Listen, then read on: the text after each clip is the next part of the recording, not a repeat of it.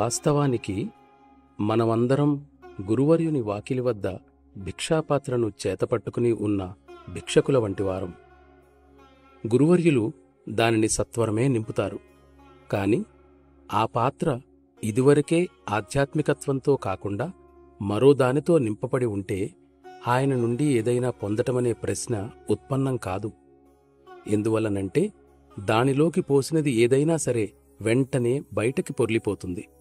అందువల్ల గురువర్యుల కృపచే నింపబడటానికి వీలుగా మనల్ని మనం ఖాళీగా ఉంచుకోవడమే మన కర్తవ్యం.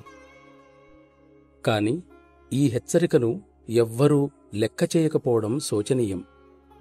ఆ మాత్రపు సామర్థ్యాన్ని వారిలో పెంపొందించుకోవటానికి ప్రయత్నించే వారెవ్వరూ లేనట్లు కనపడుతోంది. వాతావరణమంతా అత్యంత శక్తివంతమైన దివ్య శక్తితో నిండి ఉంది. ముక్తి ఎన్నడైనా అంత సులభంగానూ చవకగానూ లభించగలదా? ఇతర విషయాలను, భావాలను అన్నింటినీ పక్కకు నెట్టి ప్రతి ఒక్కరూ తమ దృష్టిని అంతటినీ దానిపైనే ఉంచవలసిన సమయం నిశ్చయంగా ఇదే.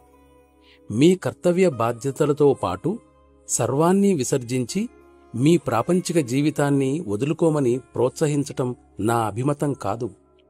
ఉన్న సమయాన్ని మీకు సాధ్యమైనంత అత్యుత్తమంగా ఉపయోగించుకుంటూ గురువర్యులకు శరణాగతి భావంతో సమర్పించుకోవాలని చెప్పడమే నా భావం.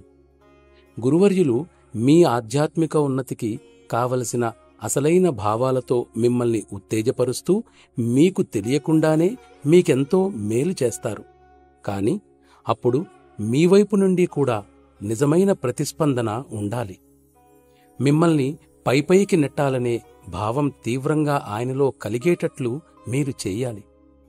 ఈ ఉద్యమంలో మీ పాత్ర వాస్తవానికి అదే. అందుకు మీరు తీవ్రమైన ప్రేమను, భక్తిని పెంపొందించుకోవాలి.